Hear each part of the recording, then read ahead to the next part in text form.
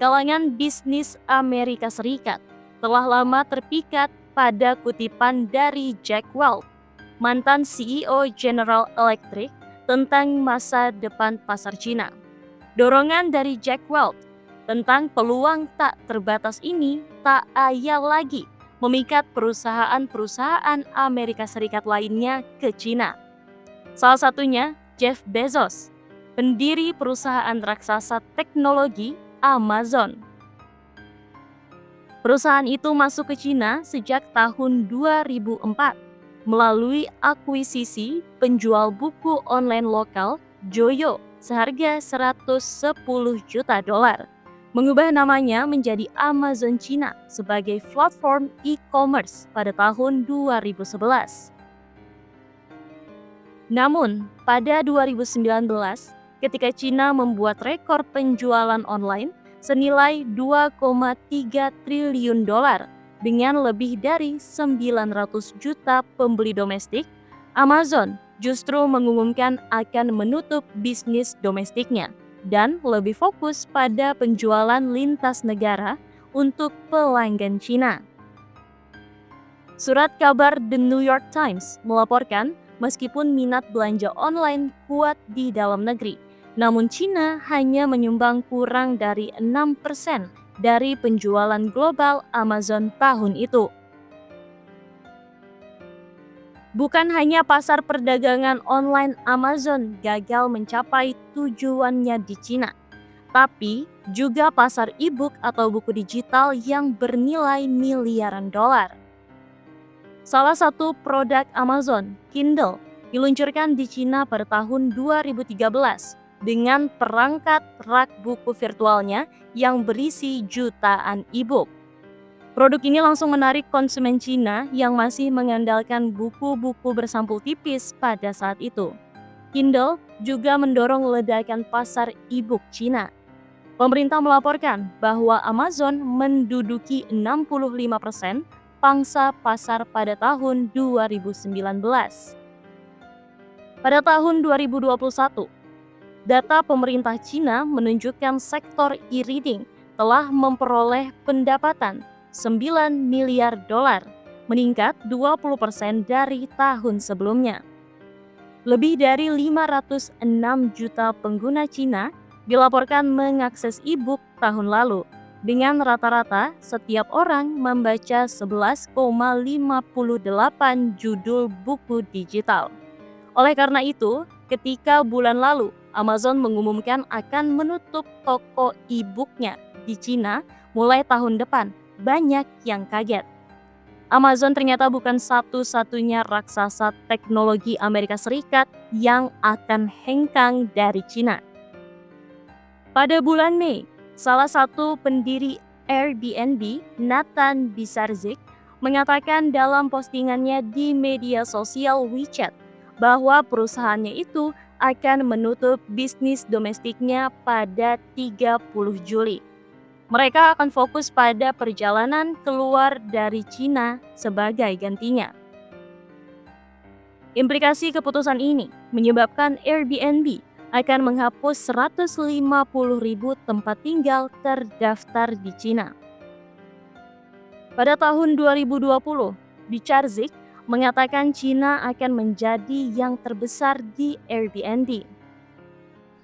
Keputusan Kindle dan Airbnb ini menyusul keputusan perusahaan teknologi Amerika Serikat sebelumnya, termasuk Yahoo dan LinkedIn, Microsoft, yang telah menghentikan layanan mereka dari Cina.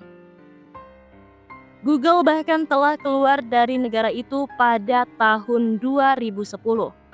Perusahaan raksasa Amerika Serikat di luar bidang teknologi kabarnya sedang memikirkan kembali produk digital mereka di Cina saat ini. Pada bulan Juni misalnya, merek pakaian Nike mengumumkan konsumen Cina akan kehilangan akses ke aplikasi Runner Club-nya yang memungkinkan pengguna untuk melacak aktivitas olahraga mereka dan berbagi data dengan teman-teman mereka. Perusahaan itu mengatakan kepada stasiun TV CNN bahwa mereka masih akan berinvestasi dalam pengembangan platform digital di Cina dan akan meluncurkan platform lokal untuk para olahragawan Cina di masa depan. Karena semakin banyak merek teknologi barat meninggalkan Cina, sejumlah pengamat menyebut adanya dua undang-undang keamanan data negara itu sebagai faktor penyebab. Keduanya mulai berlaku pada tahun 2021, yaitu Undang-Undang Keamanan Data Negara dan Undang-Undang Perlindungan Informasi Pribadi yang membatasi perusahaan dan individu untuk mentransfer data yang dihasilkan di Cina ke luar negeri. Undang-undang tersebut juga mewajibkan perusahaan asing untuk melokalkan penyimpanan data mereka dan mematuhi pemeriksaan dari regulator pemerintah. Artinya, pemerintah Cina akan dapat mengakses data pengguna melalui perusahaan media sosial milik Cina seperti TikTok. Pekan ini, TikTok mengakui data pengguna Australia dapat diakses di Cina, tapi menyatakan kami tidak pernah memberikan data pengguna Australia kepada pemerintah Cina dan tidak akan memberikannya jika kami diminta. Kendra Schaeffer, konsultan dari Trivium Cina yang berbasis di Beijing, mengatakan upaya pengetatan peraturan telah memaksa beberapa perusahaan teknologi untuk melepaskan fitur yang dulunya menjadi sumber keuntungan mereka. Laporan Dewan Bisnis Amerika Serikat Cina pada bulan April menunjukkan 81% perusahaan Amerika Serikat yang disurvei khawatir tentang kebijakan keamanan data Cina.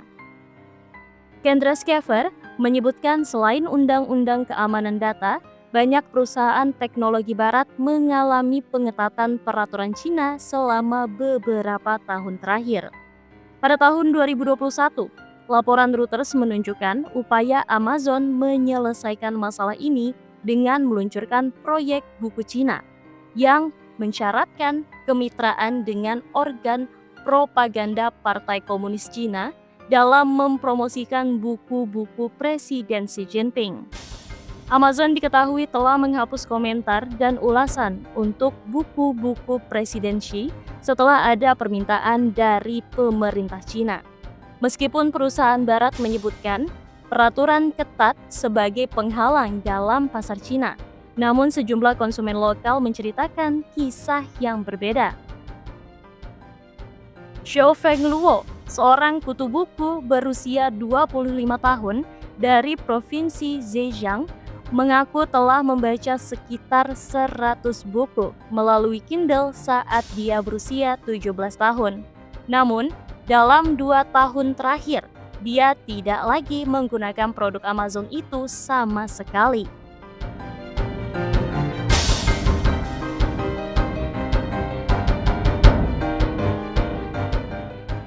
Teman-teman Luo merekomendasikan untuk mencoba WeRead, platform e-reading yang dibuat oleh Tencent sebagai produk sampingan dari aplikasi sosial WeChat.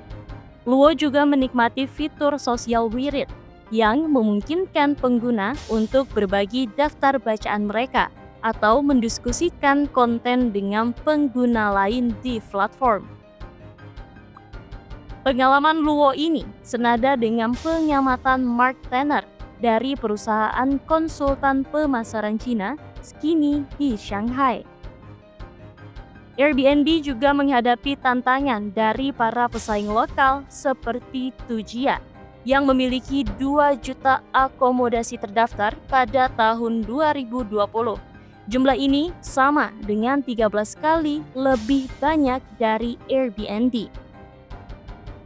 Schaeffer menyatakan kurangnya penjualan di pasar Cina adalah salah satu pendorong utama di balik kegagalan merek teknologi barat di Cina selain faktor regulasi. Menurut Tanner, meskipun sejumlah merek barat sekarang telah memahami pasar Cina dengan baik, namun banyak yang masih kesulitan untuk mencapai keberhasilan di Cina.